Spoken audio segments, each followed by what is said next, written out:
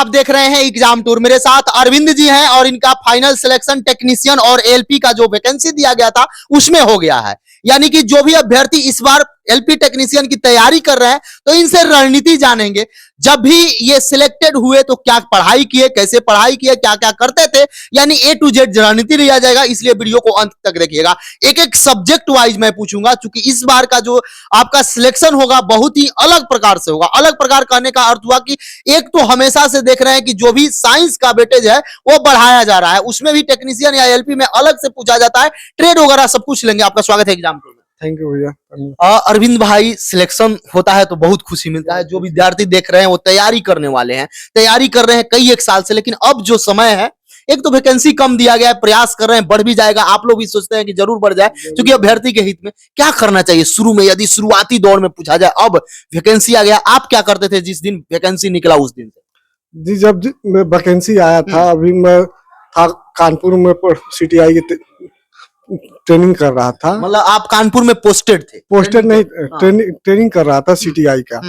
CTI मतलब teacher training के लिए किया जाता है। तो उस समय वहाँ पे दोस्तों का कुछ गाइडेंस था, फॉर्म भरा, उसके बाद से गांव आ गया। 2018 में गांव आ गया। उस समय पापा सऊदी में रहते थे, वो भी हेल्पर थे, सऊदी में गांव आ गए। उस समय स्थिति थोड़ा हम लोग का मतलब खराब हो गया, बहुत ज्यादा स्थिति। घर में एक पापा कमाने वाले थे और हम लोग खाने वाले, बाकी 6-7 लोग खाने वाले थे। ये वीडियो सबसे महत्वपूर्ण होगा, क्योंकि जब वैकेंसी दिया गया उस समय से ये तैयारी शुरू किए। ये नहीं कि 2-4 साल से तैयारी कर रहे हैं, 5 साल से तैयारी कर रहे हैं, ऐसा नहीं है। इनसे ए टू जेड प्रश्न पूछेंगे। मतलब जब आवेदन आया आप फॉर्म अप्लाई किए, तैयारी शुरू कर दिए? हाँ, उसी समय से तैयारी शुरू कर दिए। और जब हम घर आए तो पहले तो हम थोड़ा बस तैयारी करते थे यहाँ गोपालगंज में एस कुमार कोचिंग सेंटर में। तो उससे थोड़ा बेसिक बना हुआ था, क्या क्या मतलब कैसे स्तर था। तो जब हम यहाँ घर आए उस समय पापा जॉब चला गया था। अब पापा आके घर पे बैठ गए थे, अब कमाने वाला कोई नहीं था।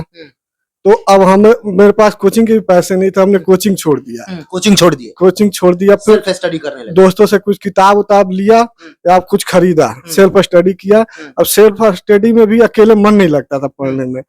तो अपने एक चाचा के लड़के को हमने तैयार किया। उसका मैट्रिक का एग्जाम था।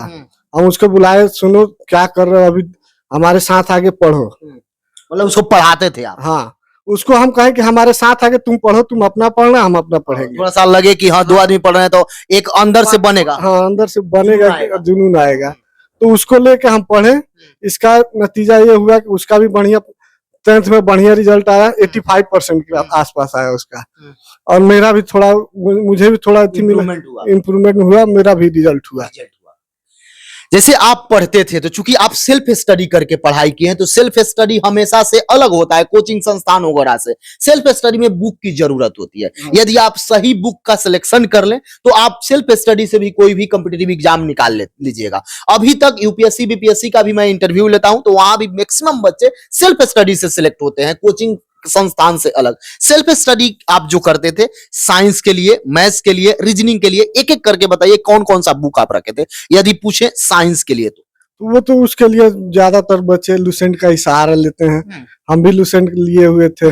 मैथ्स में कैसे कर देते? मैथमेटिक्स के लिए? मैथमेटिक्स के लिए आर एस अग्रवाल, हम लोग सभी के लिए होता है आर एस अग्रवाल। रीजनिंग कोई बुक लिए थे या कैसे करते? रीजनिंग के लिए बुक भी लिए हुए थे। बुक लिए थे? हाँ। सेट वगैरह बनाया जाता है, क्योंकि एक सेट तो जरूरी है। हम प्लेटफॉर्म का सेट लिए हुए थे, वही आसानी से और सस्ता में मिल जाता था।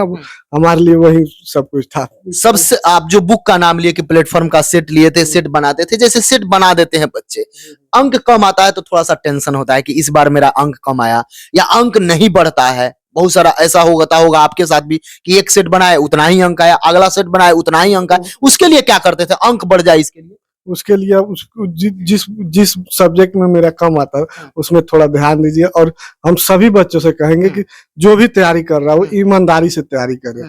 लगभग कितना घंटा देते थे अपना पढ़ाई में, एक तरीका से पूछा जाए? अब देखिए, घर पे रह के अगर सेल्फ स्टडी कर रहे हैं तो आप भी जानते हैं, घर पे अगर है तो घर कोई काम आ जाएगा। हमेशा जब दिन में अगर पढ़े तो बाबू हई कर दो, बाबू हई काम है, बाबू हऊ काम है। तो सब ये सब देखते हुए हम ज्यादातर समय रात को देते थे। हाँ, रात में पढ़ते थे। जैसे सब कुछ साइंस वगैरह तो आप बता दिए, सेट भी बना दिए, ट्रेड वगैरह के लिए क्या करते थे?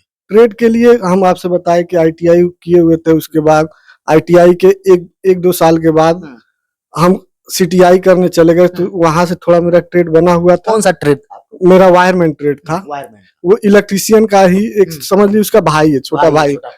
सेम सिलेबस सेम रहता है, बस केवल नाम उसका वायरमैन रहता है और इलेक्ट्रीशियन होता है। जो विद्यार्थी देख रहे हैं, जो विद्यार्थी गांव देहात से आते हैं, जिनके पास कोई व्यवस्था नहीं है, मान लीजिए सेट प्रैक्टिस करते हैं, इस समय तो यूट्यूब का जमाना है, कोई सोच भी नहीं सकता है, सब कंटेंट मुफ्त में है, आप पढ़ सकते हैं, अच्छा से खोज सकते हैं। ये नहीं है कि कोर्स खरीदेंगे किसी का तभी पढ़ेंगे। क्या क्या उनको सुझाव दीजिएगा? वो उनके लिए हम यही कहेंगे, आप जहां से भी पढ़ो, यूट्यूब से पढ़ो, किताब से पढ़ो, कोचिंग से पढ़ो, या फिर सेल्फ पढ़ो, अपनी ईमानदारी से पढ़े और जितना ज्यादा हो सके उतना समय अपना एथी करें। एक मैं देखता हूं यूपीएससी बीपीएससी वगैरह जो टॉपर होते हैं वो बताते हैं कि एक ही किताब पढ़ें कोई भी, लेकिन बार बार पढ़ें।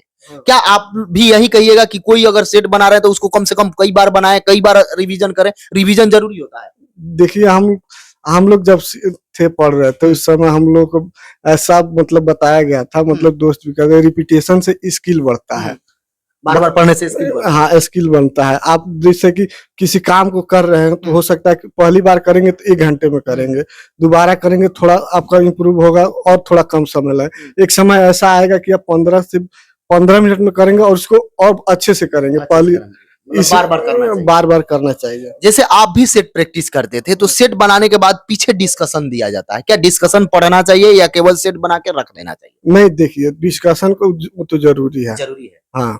क्या सुझाव दीजिएगा? यदि एक मंत्र विद्यार्थी आपसे जानना चाहे तो आप क्या कहिएगा?